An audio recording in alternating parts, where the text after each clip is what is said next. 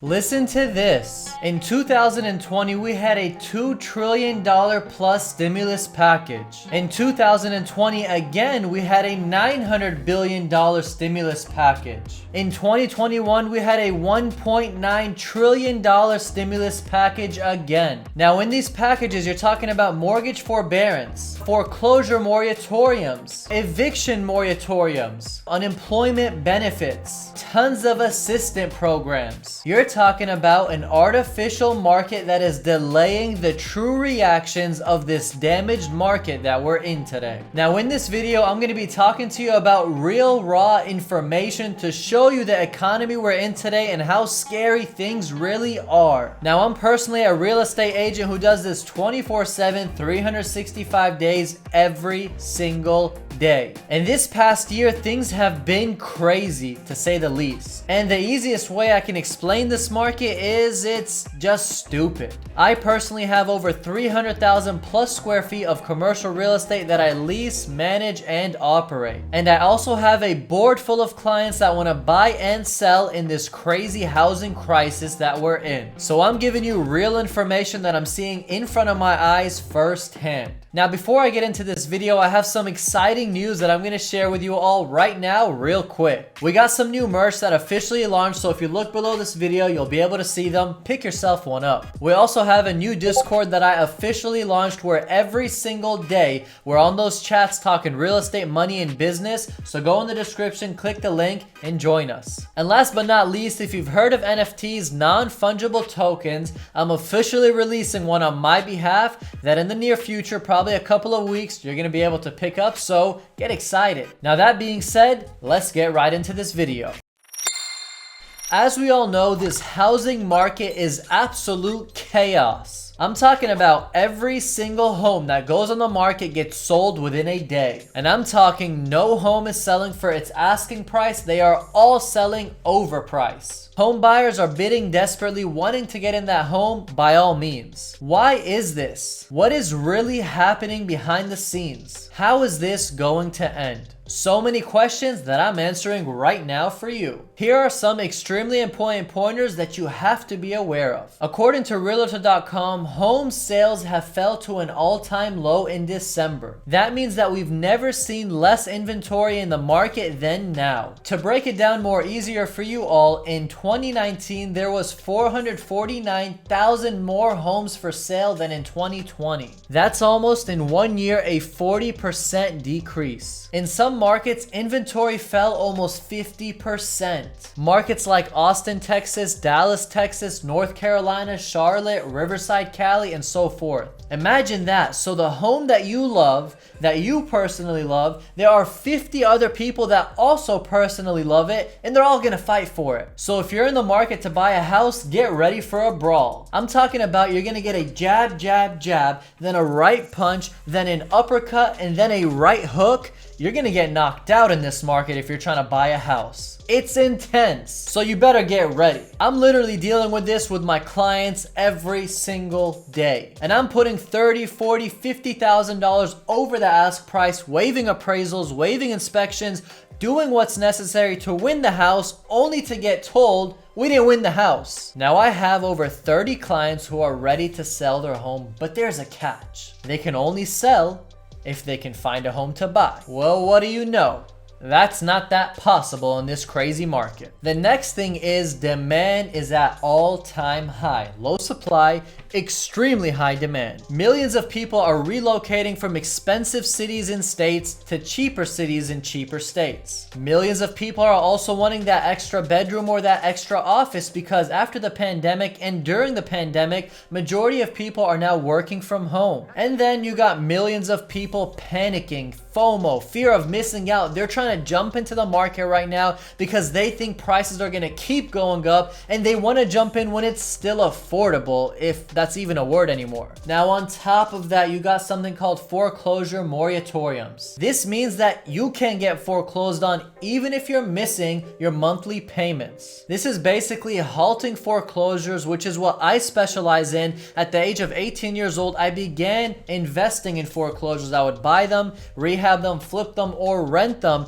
And this was a big market, and that market is completely eliminated as of right now. Now we have over 10 million homeowners that are behind on their monthly mortgage payments. This means 10 million possible homes that would be going to foreclosure, but because of moratorium, they're not getting foreclosed on. And on top of that, you got eviction moratoriums. This means that you can have a tenant as a landlord who's not paying your rent, but guess what? If they had any hardship because of the pandemic and they can prove it, they don't gotta pay the rent and you can't evict them. And in some states, the governments are even putting more strict rules on top of that to protect their renters. So if you're a landlord, you're so hesitant to wanting to rent long-term leases or to getting just any tenant into your properties. Because I personally know landlords that haven't been getting paid for over a year and they can't do nothing about it. And what sucks even more is the landlords that own their real estate outright, they still gotta pay property taxes, insurance, and maintenance on the properties. So you can imagine how much that hurts if you're a landlord in that position. And oh yeah, one important thing, 1 in 5 renters are behind on their rental payments. That's a big number. And on top of everything I'm sharing with you, you got mortgage forbearance, which keeps on getting extended and extended and extended. This means that if you can't afford your mortgage payments, typically you'd get foreclosed on. But with the mortgage forbearance, it's basically forgiveness that you don't have to pay it right now, you can pay it later. Now, so many homeowners that took mortgage forbearance aren't really realizing what they signed up for. Over 4 million homeowners took mortgage forbearance, and the number is fluctuating, but 4 million is a big number, and they took it on verbal, many not signing, just trusting the banks and the lenders. And some are actually realizing now that they didn't know that property taxes was not included in mortgage forbearance, which you would think they know because it's mortgage forbearance, not property tax forbearance or property insurance forbearance. I actually made a video on that I'm gonna link up top that you can check out as well after this video. Now, everything that I shared with you, top that off with all-time low interest rates. This is motivating people to want to purchase more because the rates are so cheap. But it's defeating the purpose of getting cheap rates because everybody is overpaying. What's the point of low rates if you're going to overpay by $100,000? Or you're really just overpaying, making that low rate not worth it because you're overpaying so high. Now, why the rates are low is to keep buyers motivated to take more loans, to take bigger purchases, and most importantly, to make the markets move, because in the pandemic, things died. So home buyers are so scared, they're seeing the rates so low, they're seeing opportunity to jump into the markets, and they're doing that. Now, also a huge factor is the pandemic killed logistics. This means that new homes, new construction, prices have soared in the sky, literally. Lumber cost is in the sky. You got factories and distribution centers that completely shut down, and then when they open, they got backlogged by so many orders from new builders and new construction that they can't even keep up. In fact, last week I was with a new home builder and I was helping a client buy a new home, and the builder's like, we're backlogged 7 months on this specific brick style. 7 months, can you imagine? So home builders right now are trying to turn as many properties as they can, but they can't keep up with the demand. And what's happening is they're actually bidding their properties now. They're capitalizing on what's happening, saying, we're not going to put a price on the lot. We're not going to put a price on the home. Let the home buyers bid, and at the end, we'll look at all the offers and we'll see which one we want to take. Go figure. You would think they'd want to help or they'd want to ease it on home buyers, but no,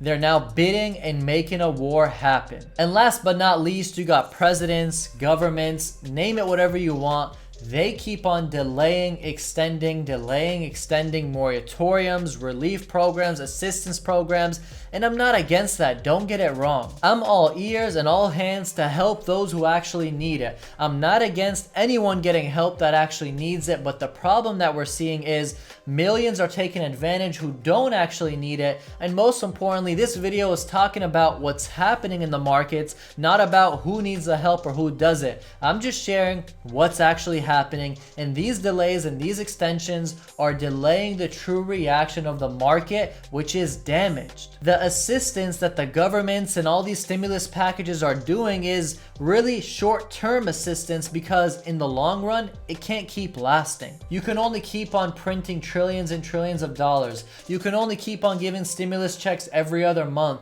You can only keep on giving unemployment benefits until you realize we can't keep on going. I read an article that says around 20% of the United States money was printed in 2020. How long can this last without making the dollar lose its value and circulate way too much dollars around the US? In Q1, companies still filing losses, yet you're seeing everybody thinking that the world is okay, thinking that the markets are good, thinking that we're recovering. I don't even know how the stock market's at all-time highs when millions of companies are literally leaving the markets or filing losses. It just makes no sense, and everybody's making money, and when everybody's making money, dumb money's being made, and when dumb money's being made, you gotta be careful. Now my question to you is this: what happens when the moratoriums end? What happens when the forbearances end? What happens when interest rates go up? What happens when supply goes down? What happens when supply goes up? What happens when all these assistance programs just get cut off? What happens when everything that we're right now living off of and benefiting off of just disappears? Because guess what? Governments can't keep on protecting people. The printing press can't keep on printing money. And things eventually have to take a pause. The market eventually has to react naturally, not artificially. Will this cause a housing crash? Will this cause an economy collapse? Will this be a catalyst to make millions of Americans go underwater and struggle? It's a question that's been very, very hard to answer, because so much is going into play and so much is being held at the top where we can't really determine anything right now so long they keep on delaying and pumping and injecting the markets. So for those who are wondering, will there be a housing crash, an economy collapse? What's gonna happen? I'm gonna let you be the judge off of everything that I based in this video, so you can make that decision after you heard what I shared. My personal opinion, I don't know if the housing market's gonna actually crash like many are thinking, but I do think there's gonna be a different catalyst that'll cause the markets to crash. I don't know how much percentage, I don't know how badly, or I don't know how big, but I know something might cause a serious danger in the markets. But at the end, I'm staying prepared, staying educated, and most importantly, this is exactly why I'm making these videos, so you can do the same. My goal is to keep you guys protected, alert, and aware of really what's happening behind the scenes with stats, numbers, and things that can help you make a sound decision on what move you want to make. So guys, I really hope this video helped you. I put so much effort in it. So if you get any value, please don't forget to hit that like button. And most importantly, I upload 3 times a week. I'd love to see you at every video. So make sure you hit that subscribe button and take it easy, guys. Be safe, and I'll see you in the next video. Thanks for watching, and I'm out.